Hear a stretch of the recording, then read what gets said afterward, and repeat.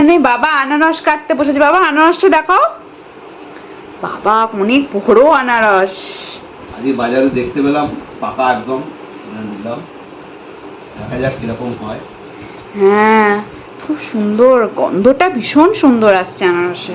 আমার তো কাটা অভ্যেস নেই, দেখি কাটতে পারি কি। হ্যাঁ হ্যাঁ, কেন হবে না। এই মাথাটা আমার মনে হয় এই আগে এই পাতাগুলোকে উপরে কেটে ফেলতে হবে। উপরের অংশটা আগে কাটা হয়ে গেছে, এবার সাইডের গুলো কাটতে হবে। মাও বসে পড়েছে। খুব মিষ্টি হবে, ঘর একেবারে মিষ্টি, কি সুন্দর গন্ধটা। বাবা কি সুন্দর কিন্তু কাটছে।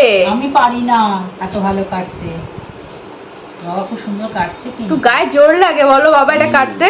লাগছে না। শক্ত তো, এটা তো গাটা তো শক্ত, নিয়ম আছে আনারস কাটার। হ্যাঁ, এই যে আনারসের চোখ বলে না এগুলোকে, হ্যাঁ, এই আনারসের চোখগুলো কিন্তু কেটে বাদ দিয়ে দিতে হয়, তাই না? হ্যাঁ, ভেতরে একটা শিরা থাকে, সেটাকেও বাদ দিয়ে দিতে হয় কাটার পরে।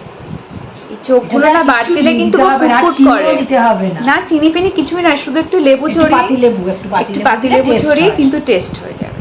খুব সুন্দর, খুব গন্ধ। আর রস অলরেডি একদম আমার এই চপার বোর্ডটাতে একদম ভর্তি হয়ে যাচ্ছে, এত আনারসটা থেকে রস বেরোচ্ছে। মিষ্টি তো, ওই জন্যই হ্যাঁ, ওই জন্যই তো রসটা বেরোচ্ছে, খুব মিষ্টি হবে আনারসটা। আনারস কাটা কমপ্লিট। এখানে এই যে সমস্ত কিছু ছাড়িয়ে কাটা হয়ে গেছে, আর এখানে পিস পিস করে রাখা হচ্ছে।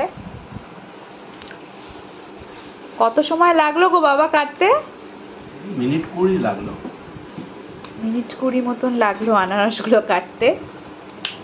সমস্ত কিছু এখানে এত ওয়েস্ট জমা পড়েছে, আর এখানে আমাদের ফ্রেশটা রাখা হচ্ছে, যেটা আমাদের খাওয়া হবে।